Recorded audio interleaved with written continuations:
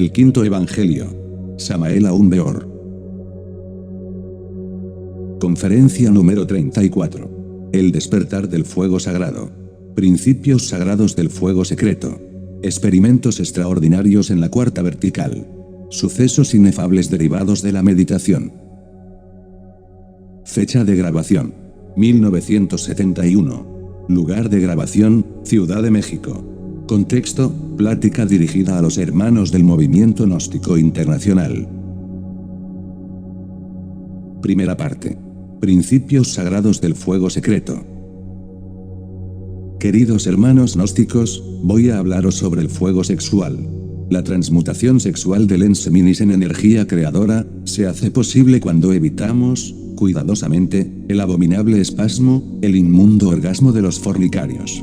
La bipolarización de este tipo de energía cósmica en el organismo humano fue, desde los antiguos tiempos, analizada en los colegios iniciáticos de Egipto, México, Perú, Grecia, Caldea, Roma, Fenicia, etcétera, etcétera, etcétera.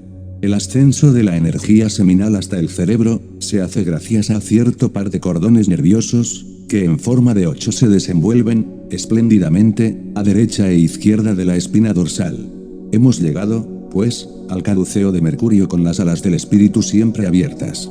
El mencionado par de cordones nerviosos jamás podría ser encontrado con el bisturí, pues aquellos son más bien de naturaleza semietérica, semifísica.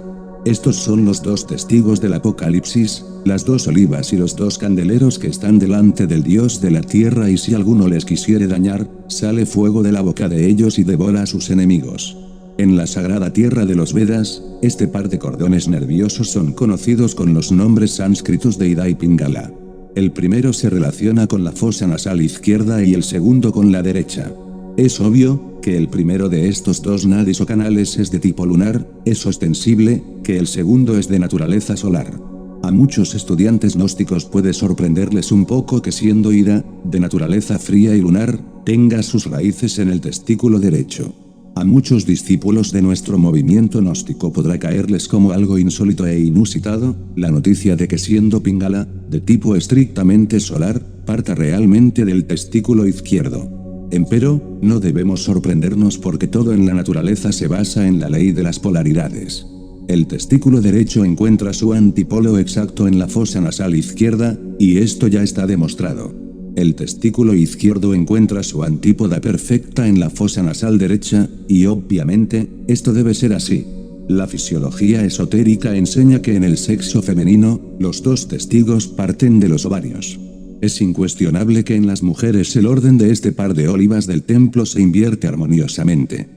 Viejas tradiciones que surgen de entre la noche profunda de todas las edades dicen que cuando los átomos solares y lunares del sistema sexual seminal hacen contacto en el triveni cerca del coxis, entonces, por simple inducción eléctrica despierta una tercera fuerza. Quiero referirme al fuego maravilloso del amor. Escrito está en los viejos textos de la sabiduría antigua, que el orificio inferior del canal medular, en las personas comunes y corrientes, se encuentra herméticamente cerrado.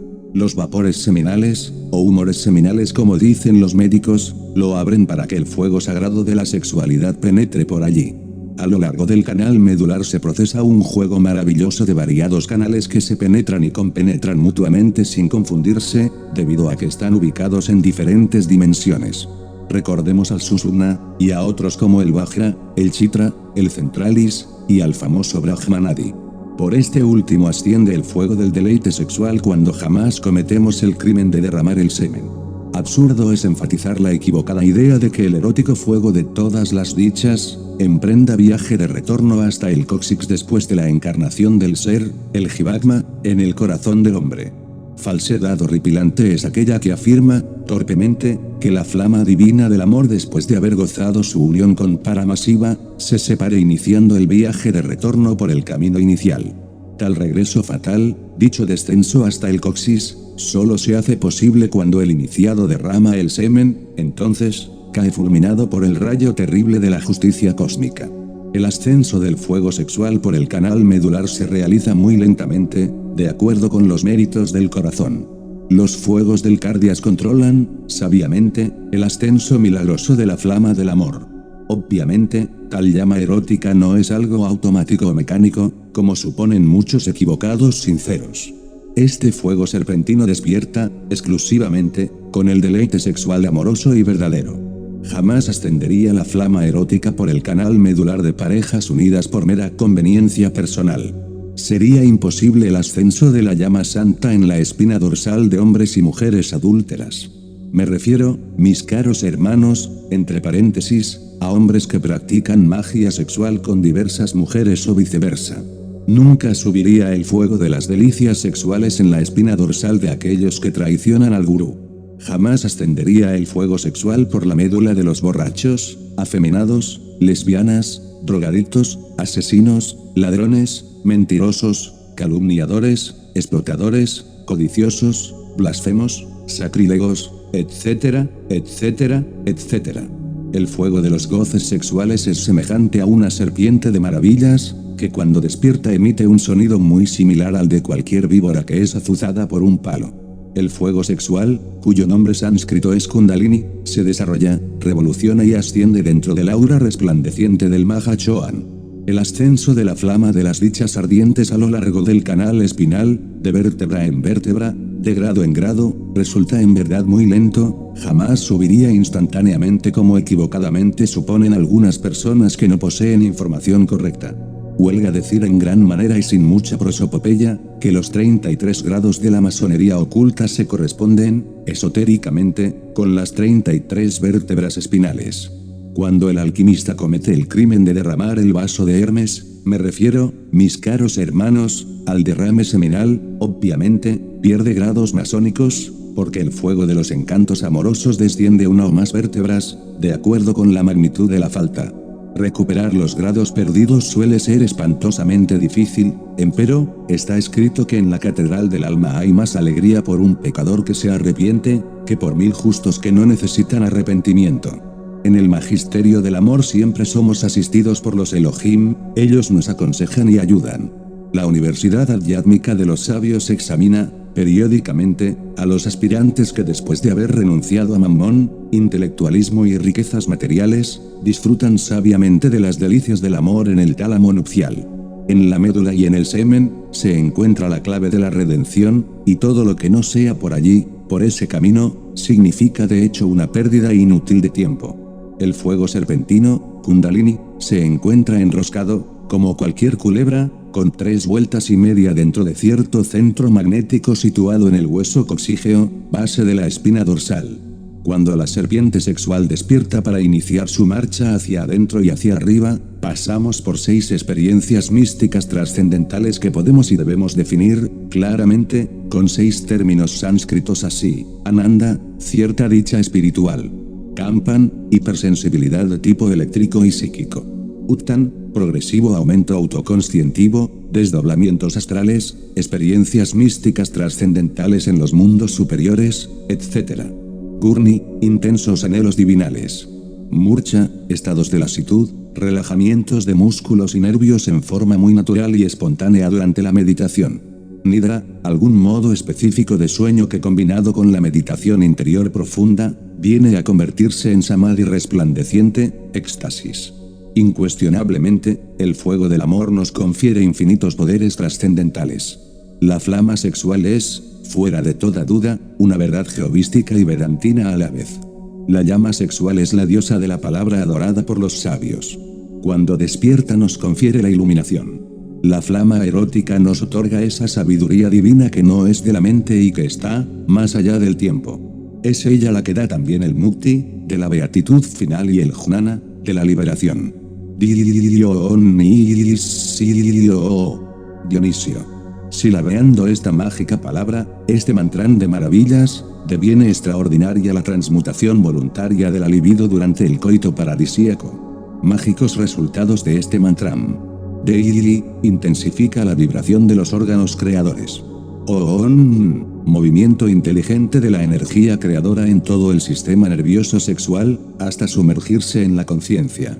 Isis, esta mántrica sílaba nos recuerda a los misterios isíacos y a su correspondiente nombre, Isis. obviamente la vocal I, y la letra S, prolongada como un silbo dulce y apacible, invoca a la serpiente sexual para que suba victoriosa por el canal medular espinal.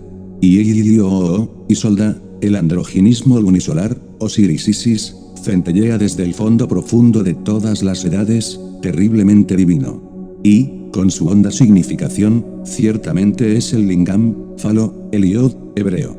O, es el eterno femenino, el útero, el yoni, y el famoso, G, de tipo hebraico.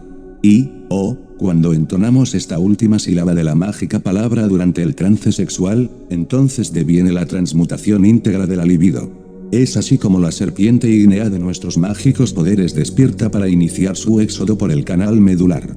Resalta patente y manifiesto el aspecto maternal de la flama sagrada, que en forma serpentina asciende por la espina dorsal. Flama con figura de culebra, divina llama sexual, madre sacratísima Kundalini. Fuera del cuerpo físico nuestra madre cósmica particular, pues cada cual tiene la suya, asume siempre la presencia maravillosa de una madre virgen. Alguna vez, no importa la fecha ni la hora, hallándome fuera del cuerpo físico me encontré con mi madre sagrada en el interior de un precioso recinto. Después de los consabidos abrazos de hijo y madre, ella se sentó en un cómodo sillón frente a mí, oportunidad que aproveché para hacer preguntas muy necesarias. ¿Voy bien ahora, madre mía? Sí, hijo mío, vais bien. ¿Todavía necesito practicar magia sexual? Sí, todavía necesitas. ¿Es posible que allá, en el mundo físico, haya alguien que pueda autorrealizarse sin necesidad de la magia sexual? La respuesta a esta última pregunta fue tremenda. Imposible, hijo mío, eso no es posible. Confieso, francamente y sin ambajes, que estas palabras de la adorable me dejaron asombrado.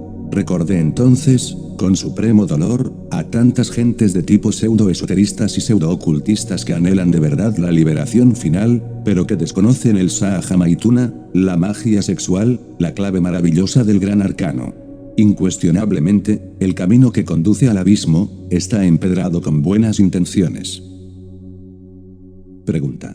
Maestro Samael, quisiera hacerle una pregunta referente al ascenso del Kundalini como nos lo ha explicado en la conferencia. Si un hombre practica magia sexual con diversas mujeres, pues me imagino que es el mismo proceso, quisiera saber por qué, en este caso, siendo que él practica magia sexual y la única diferencia es que no lo hace solo con una mujer, ¿por qué sus resultados no son los mismos? Respuesta del maestro Samael.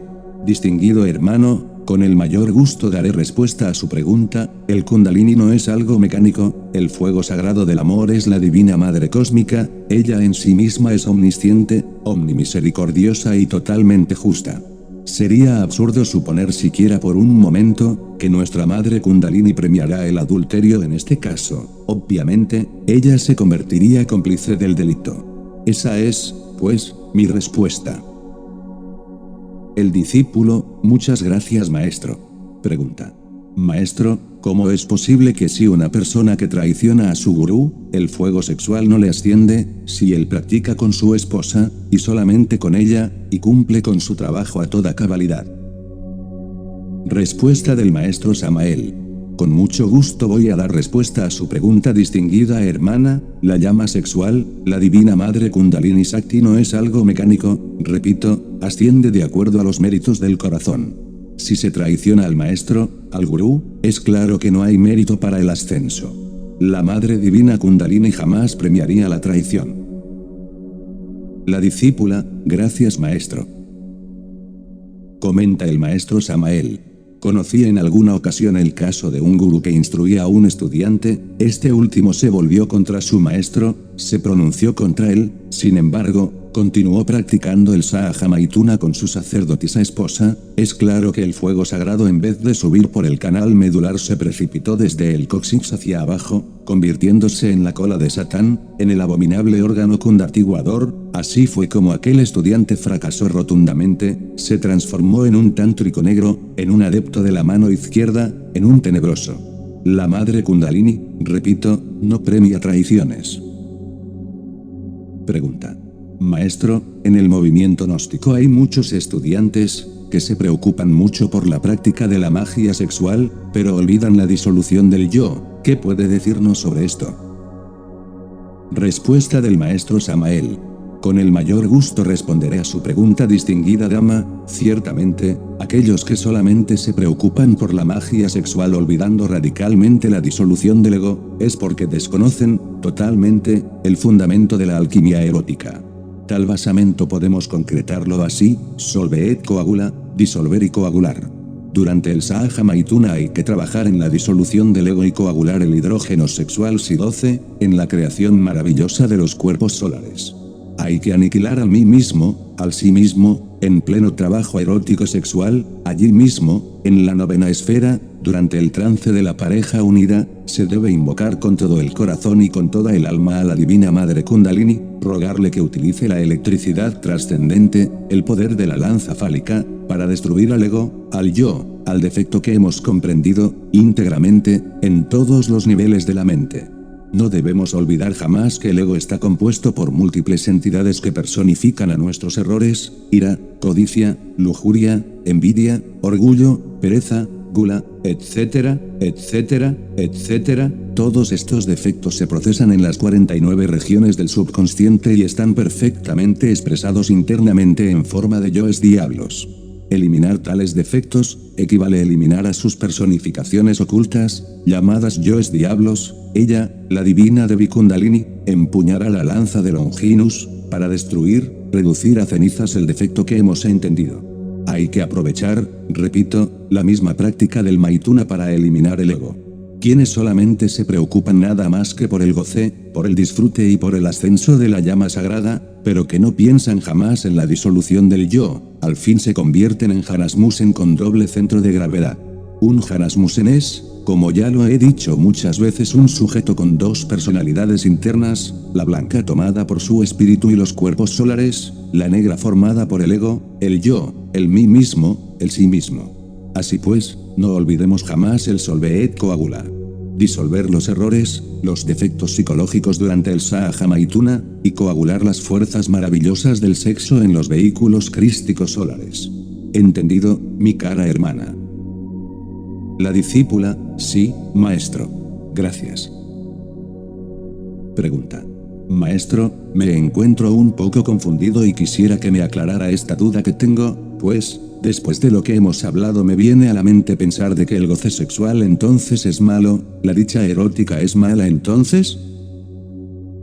Respuesta del maestro Samael. Válgame Dios y Santa María. ¿Hasta cuándo me van ustedes a entender?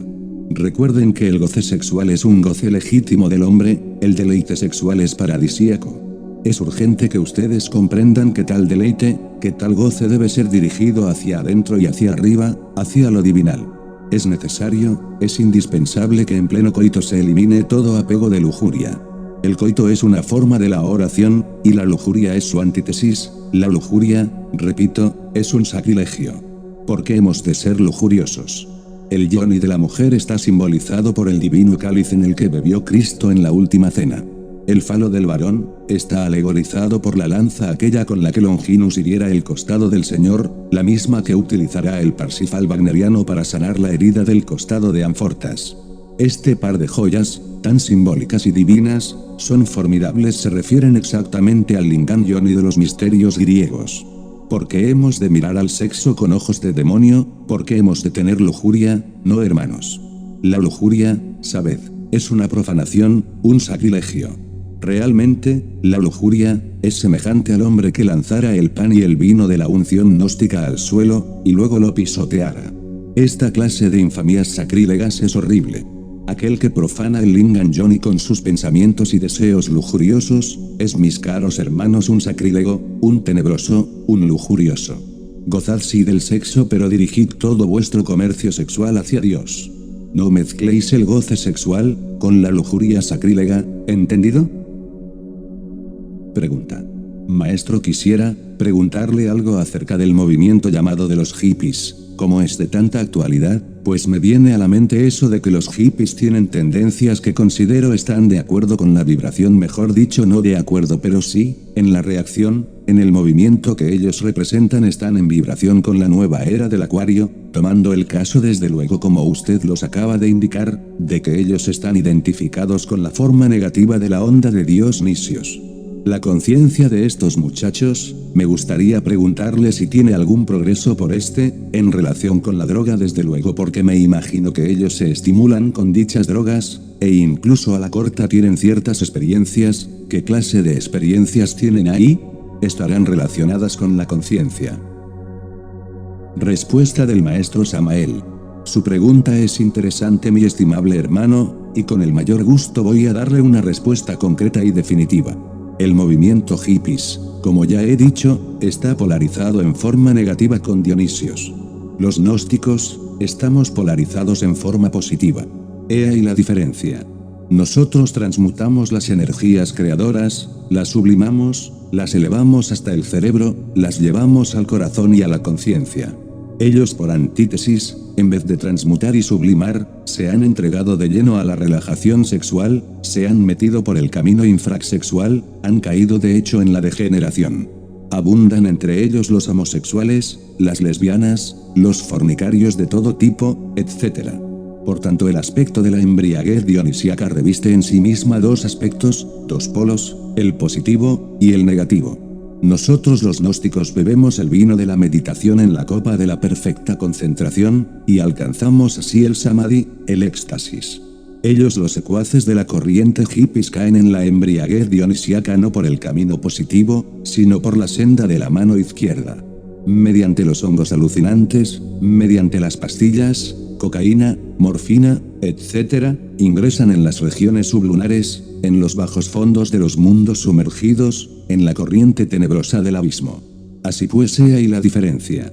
No hay duda de que en el fondo ellos han renunciado a Mammon, el mero intelectualismo, la vana palabrería insubstancial de charla ambigua, mas no se han sabido polarizar en forma positiva con Dionisios. Al renunciar a Mammon, han renunciado también, no solo al intelectualismo que a nada conduce, sino al oro, y a la riqueza que tanto fascina a los partidarios de aquel demonio llamado Mammon. Veámoslos caminando por ahí como melenudos con sus barbas largas y vestidos de cualquier manera, durmiendo a veces en las calles, sin interesarles absolutamente las riquezas materiales. Es lástima, mis queridos hermanos, que tales hippies no hubieran sabido polarizarse con la onda dionisíaca en su forma positiva y luminosa. Los gnósticos no ambicionamos las riquezas, el oro, la plata, mas sabemos vivir en perfecto equilibrio, nuestros pies se posan firmes en la tierra aunque nuestros ojos traten de escudriñar el inalterable infinito.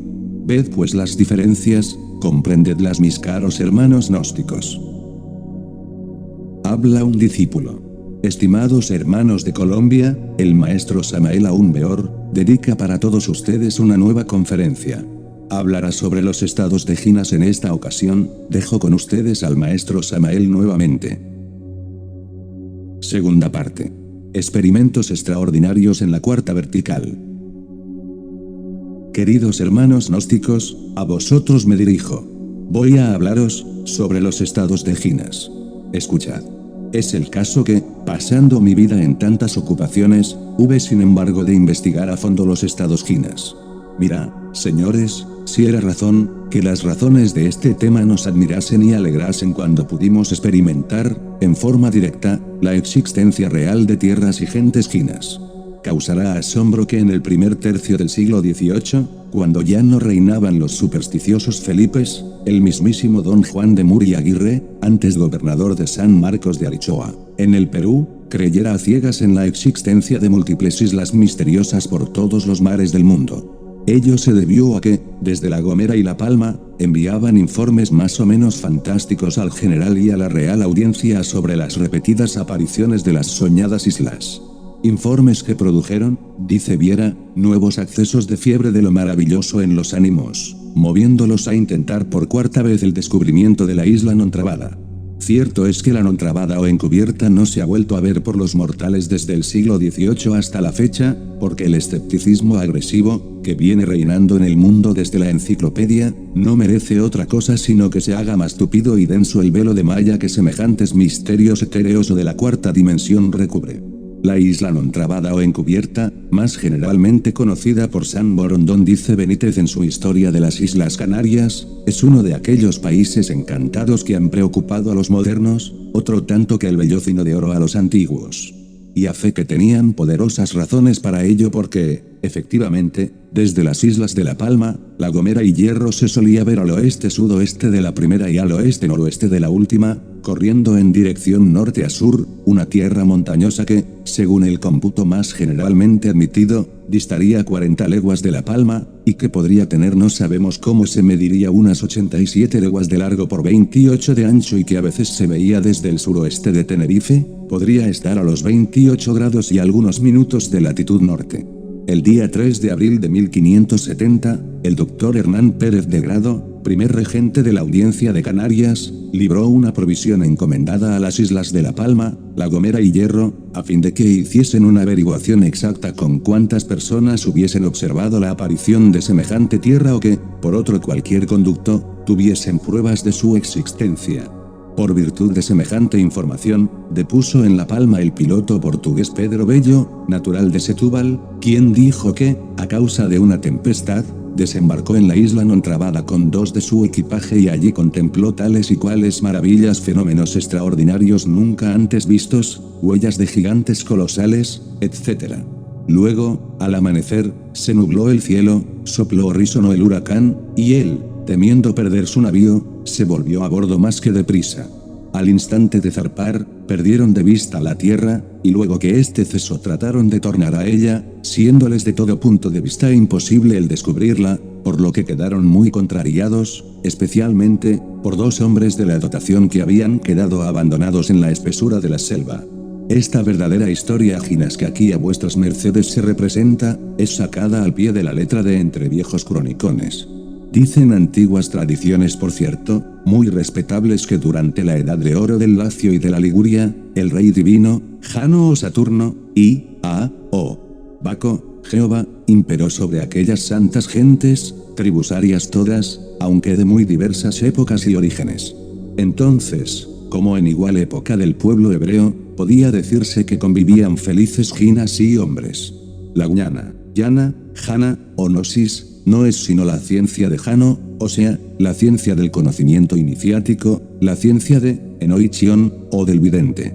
Las variantes de su nombre son tales que hay una en cada lengua, tales como la de Han, Chan o Kan, Dan, Zan, Deyan, Jain, Jian, Yoan, Quan, Esuan, Tanos, Toan, Choan, etc., todas equivalentes a la más sublime concepción de un espíritu planetario, el regente de Saturno, un Nazada, un Kabir en el sentido más completo de la palabra.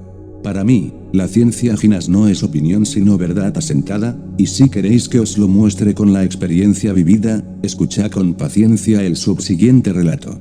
30 veces había visto caer las hojas de otoño en mi presente reencarnación cuando hube de trabajar consciente y positivamente con la doctrina de los Ginas o de Jano. Cualquier noche de maravillas, Litelantes, mi sacerdotisa esposa, me hizo sublime invitación. Encontrábame reposando en el tálamo nupcial con el cuerpo relajado, boca arriba de cúbito dorsal. Debo aseverar, con cierta solemnidad y para bien de la gran causa, que en esos instantes me hallaba en estado de alerta novedad, alerta percepción. Dormitaba atento y vigilante como el vigía en época de guerra. Obviamente, anhelaba con sed infinita algo extraordinario. Después de las consabidas invocaciones de rigor, sentí como si otro ser humano se posase sobre mi relajado cuerpo, exactamente sobre aquellas cobijas, razadas o sarapes que deliciosamente me protegían del frío de la noche. Incuestionablemente, era Litelantes. La reconocí por la voz cuando en forma vehemente me llamara con mi nombre de pila. Ostensiblemente, aquella dama adepto, mediante la ayuda extra de algunas gentes ginas, había conseguido meter su cuerpo físico dentro de la 4ª dimensión. Íbamos, me dijo, vamos, vamos. Y yo, que con ansia infinita siempre había aguardado este instante, presuroso me levanté del lecho. Resulta palmario y evidente que al levantarme así ayudado, de hecho atravesé la barrera de la velocidad de la luz, quedando entonces de pie junto al lecho de penitente y anacoreta con el cuerpo físico bien sumergido dentro de la 4ª vertical. Cualquier gnóstico sincero podría, ciertamente, hacer lo mismo si en instantes de empezar a dormitar se concentrara intensivamente en su divina madre natura particular, individual. Una fórmula mágica muy especial es la siguiente: creo en Dios, creo en mi madre naturaleza y creo en la magia blanca. Madre mía, llevadme con mi cuerpo. Amén. Millares de veces se reza esta oración en instantes de querer dormitar, empero conviene no olvidar aquel dicho vulgar que dice, a Dios rogando y con el mazo dando. Muy ligeramente adormecidos, levantaos del lecho suplicando y, luego, saltad con la intención de flotar en el ambiente circundante. Tened fe como un grano de mostaza y moveréis montañas. Si no lográis flotar, meteos nuevamente dentro de vuestra cama y repetid el experimento. Muchos triunfan de inmediato, y otros tardan meses y hasta años enteros para lograr su entrada en los paraísos jinas. Después de esta pequeña pero importante digresión de tipo indicativo, continuemos con nuestro relato. Salí de mi recámara con paso firme y decidido, atravesé un pequeño patio, me dirigí a la calle. Cediéndome el paso con mucha reverencia, cierto grupo de damas muy ancianas se inclinó respetuosamente ante mi insignificante persona que nada vale. Agradecí la especial deferencia. Salí de la ciudad seguido muy de cerca por aquel grupo de gentes jinas, me dirigí hacia las montañas vecinas. Sentí como si me hubiera hundido en un remoto pasado sublunar antiquísimo, comprendí que había penetrado en el cosmos inferior. Se me sometió a pruebas de valor haciéndome volar por encima de profundos precipicios. Flotando en el ambiente circundante de la cuarta vertical, acompañado por litelantes y toda la comitiva de gentes jinas, atravesé el borrascoso océano y llegué a cierto lugar secreto de la vieja Europa. Penetré valerosamente en cierto castillo donde hube de contemplar con asombro un extraño símbolo bajo el cual había un crucifijo. El regreso a mi mansión fue relativamente fácil, mis caros hermanos, pues es ley en la cuarta coordenada que todo regrese a su punto de partida original. Litelantes y yo comentamos muy alegremente todo esto, todas estas maravillas. Obviamente, habíamos logrado un triunfo maravilloso. Días después, continuamos con estos experimentos, aprendimos a meter el cuerpo físico dentro del cosmos superior. Hoy, por experiencia directa, sabemos claramente que con la ayuda de la Madre Divina Kundalini podemos poner el cuerpo físico en estado de jinas para viajar por entre el cosmos de arriba. Eso es todo. Pregunta. Estimado maestro, usted nos habló acerca de los estados jinas, y sobre nuestra madre naturaleza particular. Quisiera tener la bondad de explicarnos un poco más detalladamente acerca de lo que esto significa. Respuesta del maestro Samael. Con el mayor gusto voy a dar respuesta a su pregunta, mi estimable hermano. Quiero que ustedes comprendan lo que es realmente la simbólica vaca sagrada de las 5 patas. Eso es trascendental. En la India la maestra Elena Petronila Blavatsky vio realmente una vaca blanca inmaculada de 5 patas. La quinta la llevaba sobre la jiba y con ella se rascaba, espantaba las moscas etc. Un capricho de la naturaleza, ¿verdad? La conducía un joven de una secta sadhu el cual se alimentaba exclusivamente con la leche de esa preciosa criatura. He ahí el misterio de la pentalfa. Incuestionablemente la simbólica vaca de 5 patas simboliza vivamente a la divina madre Kundalini con sus 5 aspectos extraordinarios y maravillosos. Obviamente el primero de estos es la madre y manifestada. El segundo es Isis, María, o mejor dijéramos Ramio, Adonía, y Somberta, Ría, Cibeles, la casta diana de los griegos, etc., sabiduría, amor, poder. El tercer aspecto es Coatlicue entre los aztecas, la proserpina egipcia, la Hécate griega, la bendita diosa madre muerte, terror de amor y ley. El cuarto aspecto es precisamente, mis caros hermanos, esa madre natura particular de cada cual, individual, la que juntó el zoospermo con el óvulo para la concepción del cuerpo físico que tenemos, la que multiplicó la célula dentro del proceso de gestación, la que creó el cuerpo físico que tenemos, etc. El quinto aspecto es la maga elemental, la que vino a dar a nuestro organismo la fuerza en los instintos naturales, etc. Concretemos ahora el cuarto aspecto. Obviamente si la madre natura particular, individual, el cuarto aspecto de la culebra ígnea, fue capaz de crear el cuerpo físico que poseemos, es incuestionable que también tiene poder para meter nuestro vehículo denso dentro de la cuarta coordenada, dentro de la cuarta vertical, dentro de la cuarta dimensión.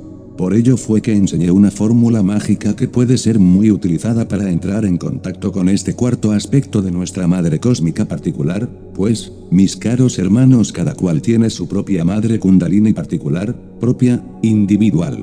Obviamente, podemos ser ayudados por ella.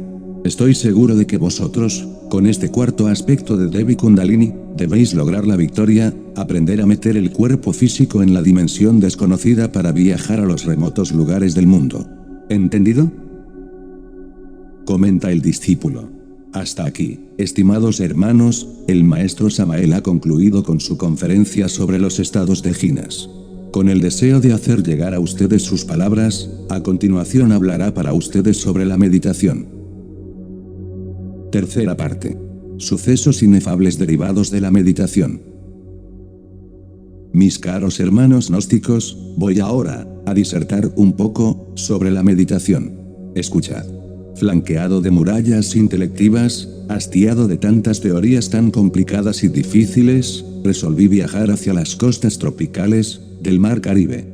Allá lejos, sentado como un eremita de los tiempos idos, bajo la sombra taciturna de un árbol solitario, resolví darle sepultura a todo ese séquito difícil del vano racionalismo. Con mente en blanco, partiendo del cero radical, sumido en meditación profunda, busqué dentro de mí mismo al maestro secreto.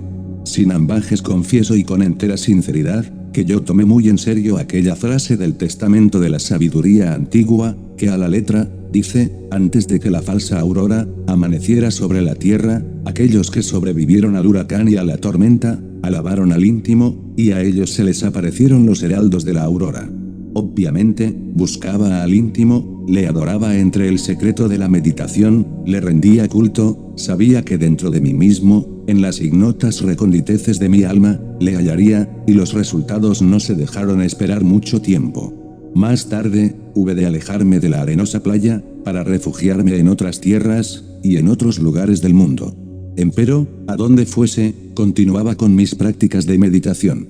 Acostado en mi lecho o en el duro piso, me colocaba en la forma de estrella flamígera, piernas y brazos abiertos a derecha e izquierda, con el cuerpo completamente relajado.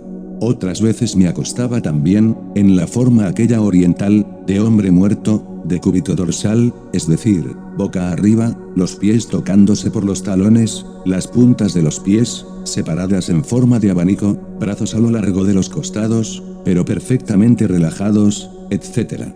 Cerraba mis ojos para que nada del mundo pudiera distraerme, después, me embriagaba con el vino de la meditación, en la copa de la perfecta concentración. Incuestionablemente, conforme intensificaba mis prácticas, sentía que realmente me acercaba al íntimo. Las vanidades del mundo no me interesaban, bien sabía que todas las cosas de este valle de lágrimas son perecederas. El íntimo y sus respuestas instantáneas y secretas era lo único que realmente me interesaba. Existen festivales cósmicos extraordinarios que jamás pueden ser olvidados, esto lo saben muy bien los divinos y los humanos. En momentos en que dicto esta conferencia, viene a mi memoria el grato amanecer de un venturoso día. Desde el jardín interior de mi morada, fuera del cuerpo físico, hincado humildemente, clamando con gran voz, llamé al íntimo. El bendito traspasó el umbral de mi mansión, y yo le vi venir a mí con paso triunfal, vestido con céfiro precioso, y blanca túnica inefable. Vino a mí el adorable, le contemplé dichoso. En su cabeza celestial lucía espléndida la corona de los hierofantes, todo su cuerpo estaba hecho de naturaleza de felicidad. En su diestra resplandecían preciosas todas esas gemas valiosas de las cuales habla el Apocalipsis de San Juan. Empuñaba el Señor con gran firmeza, la vara de Mercurio, el cetro de los reyes, el bastón de los patriarcas. Tomándome en sus brazos, cantó el venerable con voz de paraíso, diciendo cosas que a los seres terrenales no les es dable comprender.